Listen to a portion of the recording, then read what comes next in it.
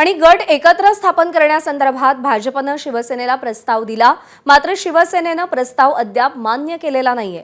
त्यामुळे भाजप शिवसेनेचा मुंबई महानगरपालिकेमध्ये सध्या तिढा पाहायला मिळतोय।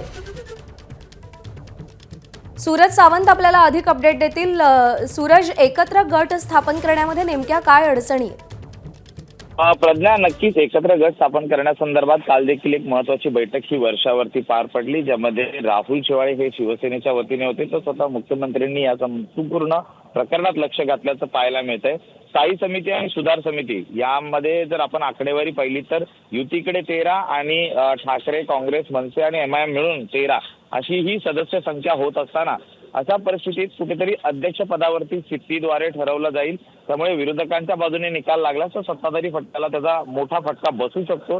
हीच नामुष्की टाळण्यासाठी मुख्यमंत्री प्रयत्न करताना आपल्याला पाहायला मिळतात।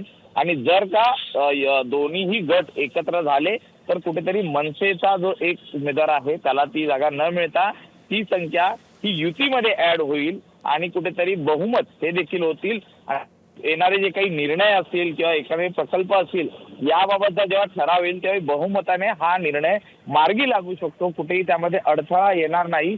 ही जरी बाब असली तरी एकूणच दुसरीकडे आपण जर पाहिलं, जर स्वतंत्र गट स्थापन झाला तर शिंदे गटाला एखादी भूमिका नाही पटली आणि तीच भूमिका मग ती विरोधी पक्षात काउंट केली जाईल आणि तो प्रकल्प किंवा तो काही निर्णय असेल तो त्याला कुठेतरी त्यामुळे खीळ बसू शकते आणि याचाच गोष्टीचा फायदा हा विरोधकांना होऊ शकतो। त्यामुळे एक गट स्थापन करण्यावरती जास्त भर दिला जात आहे।